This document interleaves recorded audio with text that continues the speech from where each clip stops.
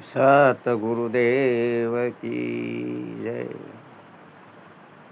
4 દિવસના પોર, 4 રાતના પોર, 8 પોર થાય તો આ પળમાંથે રાજા મહારાજાઓ છત્રપતિ ઘણાય થઈ ગયા છે, પણ એકે પોર રાજાને ખાતે નથી ગયો. 1.25 પોર રાજા કરણને ગયો છે. એ કઈ રીતે ગયો છે? યજ્ઞ હાલતો હતો ઋષિમુનિઓનો, વરસાદ ખૂબ વરસ્યો, અનાવૃષ્ટિ થઈ, લાકડું ક્યાંય કોરું મળે નહીં. શિષ્યોને કહેશે આપણો યજ્ઞ અધૂરો રહેશે, જાઓ તમે હુકલ લાકડું લઈ આવો. તો ઋષિમુનિઓના શિષ્યો બધા હતા એ કે આપણે ક્યાં જઈશું? તો કે એમ કરીએ અહીંયા હસ્તિનાપુર નજીક છે, ત્યાં જાય. ત્યાં જાય છે. રાજા ધર્મ એ વખતે ગાદીએ હતા. ઘણી ખમ્મા અન્નદાતા કહે ઉભા રહ્યા ત્યાં, પધારો પધારો મહાપુરુષો, આપની સેવા શું કરું? કે હું તો એ રીતે આવ્યો છું. અમારા ઋષિમુનિઓએ, અમારા ગુરુ મહારાજે એવું કીધું, યજ્ઞ અધૂરો રહેશે અનાવૃષ્ટિને હિસાબે, એટલે લાકડું કોરું હોય તો આપો, અમારે યજ્ઞ પૂરો થાય. રાજા ધર્મ કહેશે કે પલ્લી ગયા છે બધા લાકડા, મારી પાસે નથી કોરું લાકડું. વિચાર કરવા માંડ્યા. સંતો આવ્યા હતા જે, ઓહો બારણા છે એ વાનાના છે,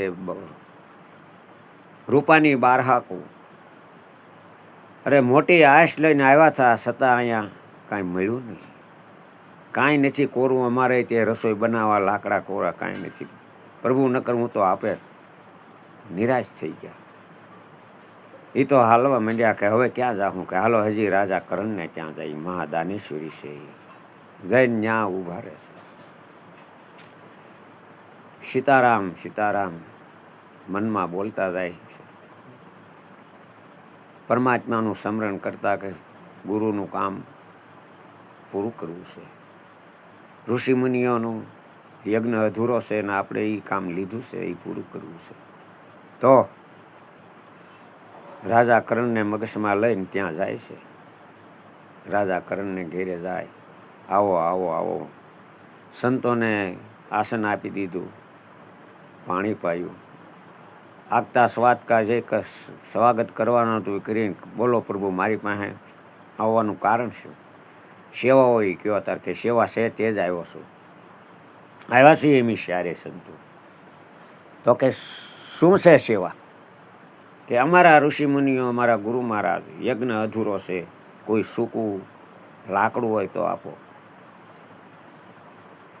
કરણ રાજા જેમ ધર્મરાજાએ કીધું એમ જ કીધું, સૂકું લાકડું કાંઈ છે નહીં. કે નકર તો હું કાંઈ સંતોને પાછા વાળું નહીં કોઈ દે.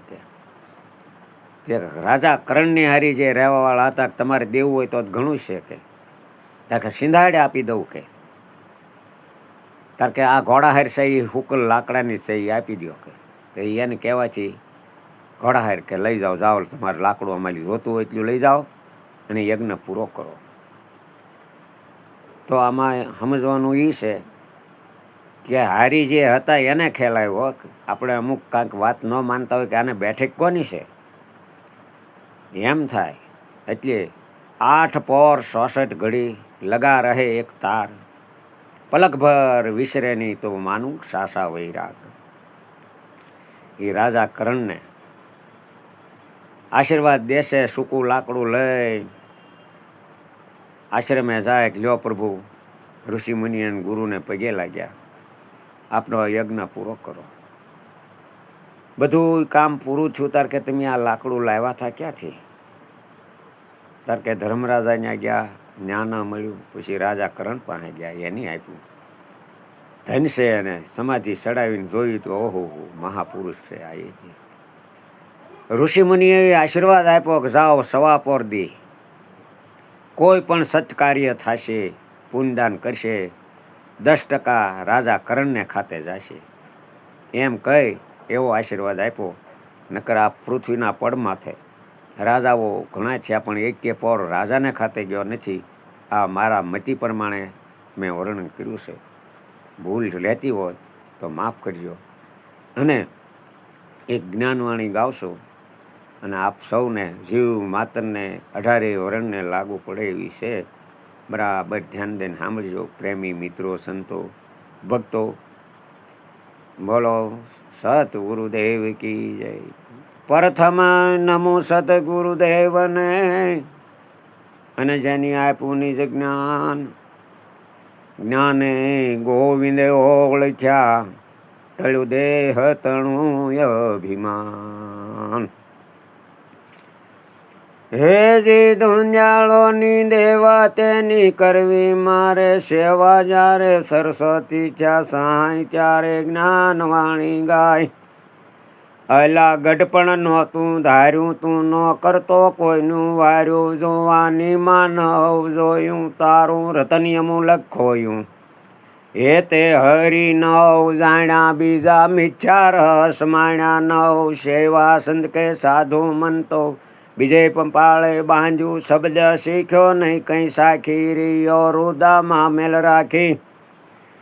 ગુણ ગોવિંદના નવ ગાયો ધન મેળવાને ધાયો. પ્રાણી રાત દીતું કામ્યો તોય ત્રામ્ય ન પામ્યો રહ્યો નિર્ધનિયો થઈ ગયો. એળે અવતર વૈજો ને વિચારીને વારું. યામાં કોણ સગું છે તારું બેની નથી તારી માતી. અંતે કોણ આવે સંગાત તારો બાંધવ રહેશે અળગો. તું તો ક્યાં સગપણને વળગ્યો. જ્યારે લેખા લેશે ધણી થશે વિમાસણ ઘણી.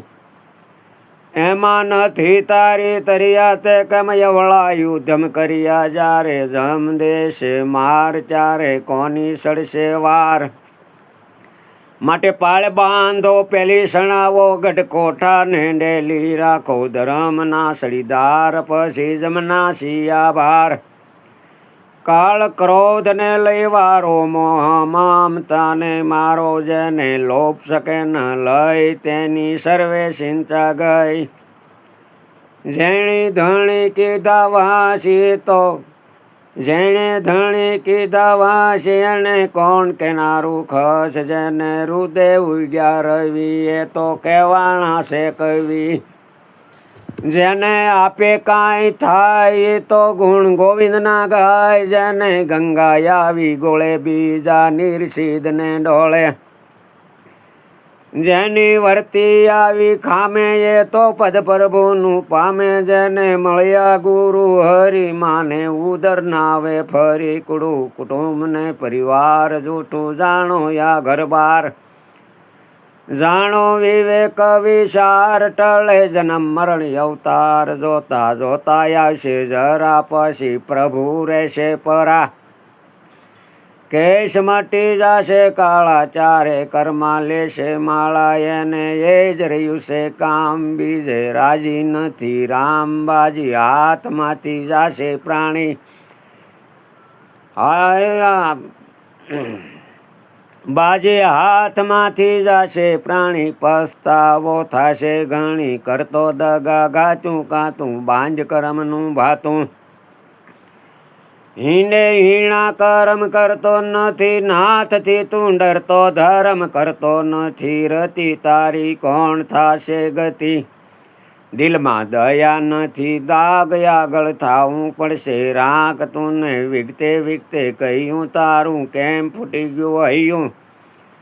તું નહીં પળે પળે સમજાવું તારે ખાલે હાથે જાઉં. ગયા કોટિક ધ્વજ ખાલી ગયા. ચક્રવર્તી ચાલી ગયા સર્વે રાજ કરતા. ગયા ઘરો ઘર જે ફરતા ગયા. નંદી શંખાપુર ગયા. રાજાને મજૂર ગયા. નર્ય ને નારી ગયા. ભૂપ ને ભિખારી ગયા. ફળ અને ફૂલ ગયા. માનવીઓના મૂલ. ગુરુ ગોવિંદના પ્રતાપે હરિ નિરખવાસે આપે ગાય. વિવેક જ્ઞાન વાણી નથું રામે તે વખાણી. જે કોઈ પ્રેમ ધરીને ગાય તેના પન્યા પ્રાસિદ્ધ જાય. સંત નતું કહે સાસ પામે વૈકુંઠ કેરો વાસ. સભા પામીને આનંદ બોલો જય જય શ્રી ગોવિંદ. બોલો જય જય શ્રી ગોવિંદ. આ વાણીને કાંઈ ફોડવી પડે એમ નથી. 18 વર્ણને લાગુ પડે છે. જીવ માત્રને મનુષ્ય દેહ ધારણ કર્યો છે એને બધાને લાગુ પડે. આમાંલી પ્રેરણા લઈને પોતાનું જે લક્ષ્ય હોય ત્યાં સુધી તાજું રાખજો. અને ગુરુ શરણ સેવવું હોય એ આ જ્ઞાન વાણી સમજી શકશે.